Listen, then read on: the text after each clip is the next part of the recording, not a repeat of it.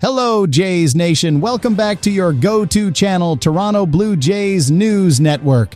Today, we have 3 jam-packed updates about our Blue Army, which happened or came to our notice just a few hours ago. So, if you are a true Jays fan, you don't want to miss these crucial updates. And yes, before starting the video, I request you, if you are new to the channel, then don't forget to like and subscribe so that you can stay in the loop for all the freshest news. So let's dive into our first major update. Update 1. Blue Jays reunion. Kirk and Berríos link up for former teammates' wedding.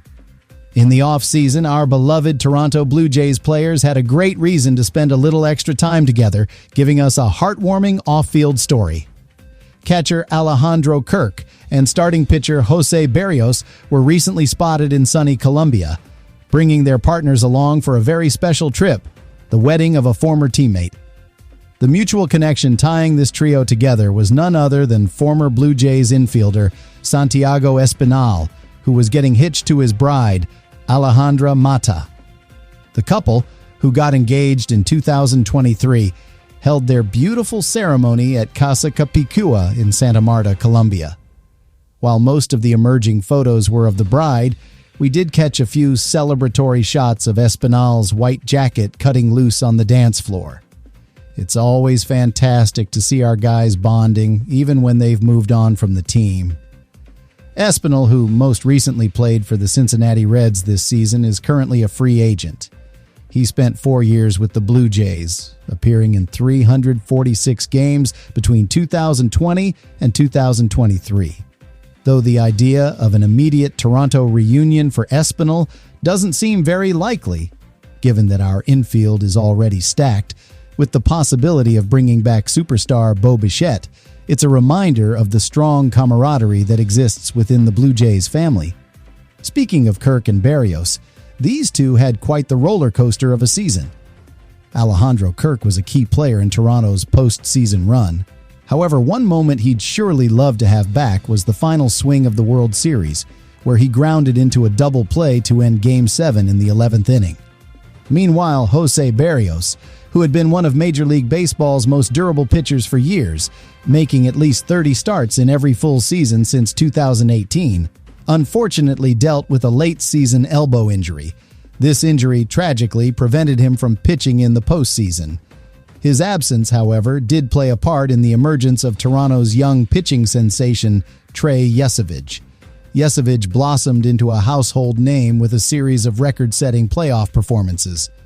It must have been a highly exhausting physical and emotional few months for all of them.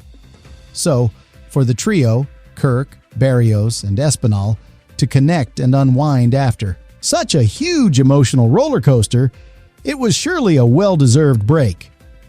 This event shows that even with trades and injuries, the bonds created in the clubhouse last long after the final out. It's a great sign of the kind of culture the Blue Jays organization fosters. What a wonderful sight to see this mini reunion. Update 2. The Bo Bichette backup plan. Who could replace the all-star shortstop? The Toronto Blue Jays organization has been crystal clear. They want superstar Bo Bichette to remain a member of the organization in 2026 and beyond. We all want that too. But as we know, baseball is a business. Bichette is a free agent, and every team out there has a shot at signing him if the money is right. At just 27 years old and a 2-time All-Star, he is absolutely elite. Realistically, any team with a hole in the infield should be calling him right now because he's that good. However, the team must always prepare for the worst-case scenario.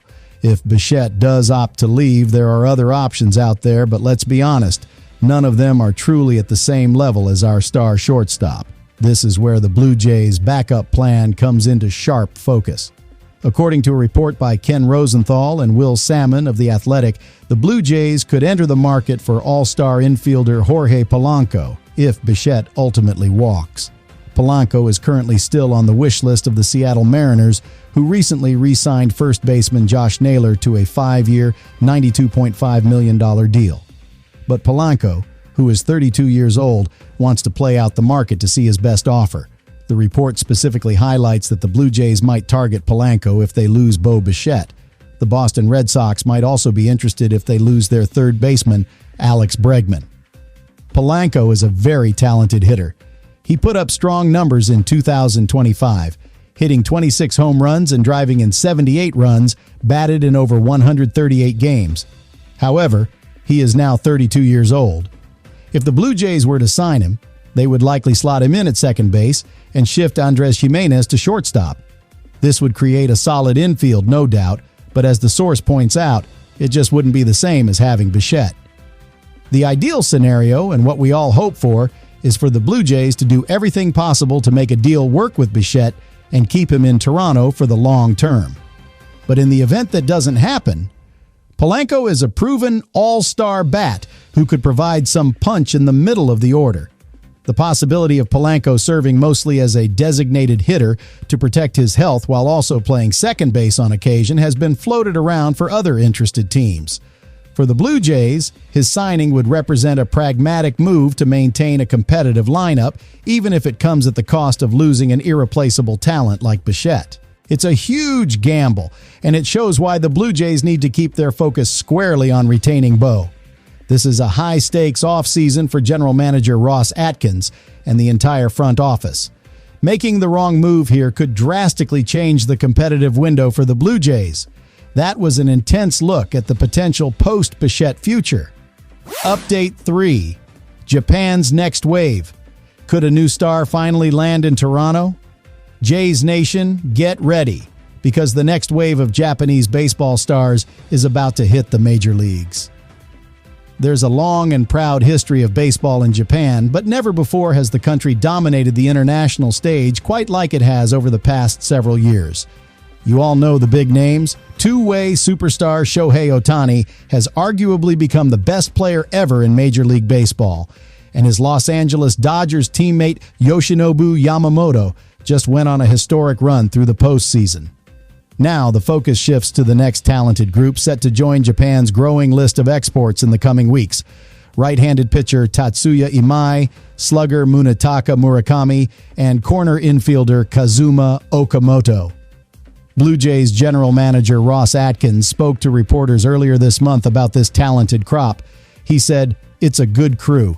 Maybe not quite as high of an impact as there's been the last year or two, but there's some depth to it. Some exciting players with really good experiences that could complement the Blue Jays well and will seemingly be great stories in the coming year."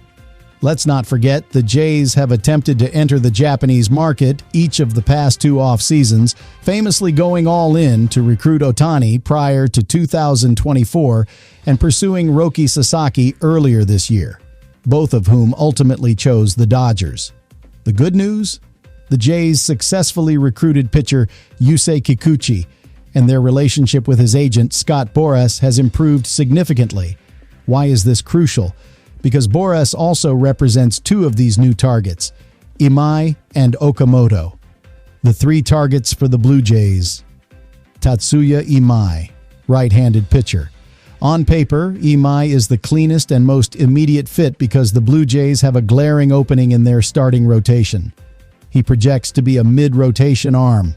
The 27-year-old possesses an arsenal that should highly intrigue the Jays.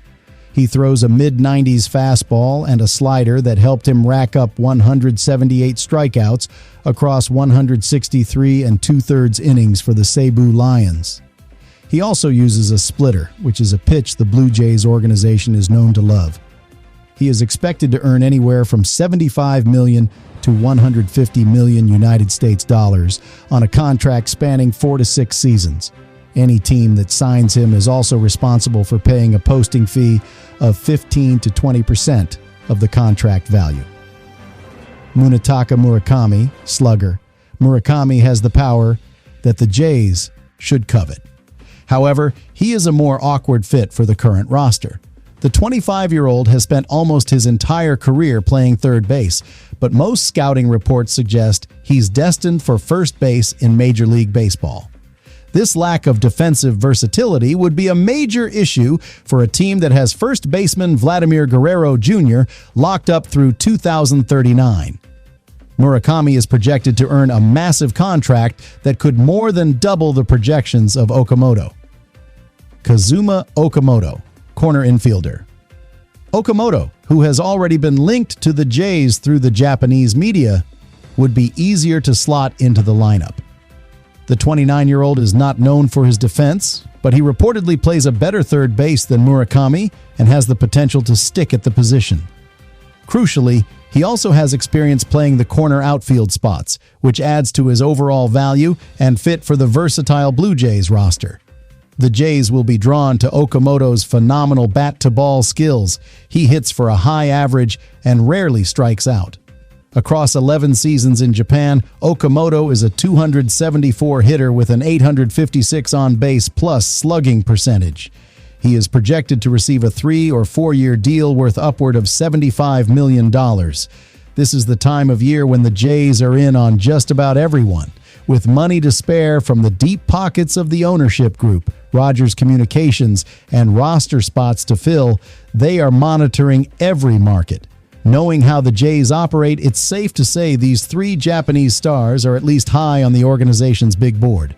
For the right price, they would surely sign Imai, and with a bit of creativity, they might even take a run at Murakami or Okamoto too. That is all the breaking news we have for you today, Jays Nation. This offseason is shaping up to be an emotional and physically exhausting roller coaster for the front office and for us fans. But the commitment is clear. The Blue Jays are spending, and they are hunting for value and star power.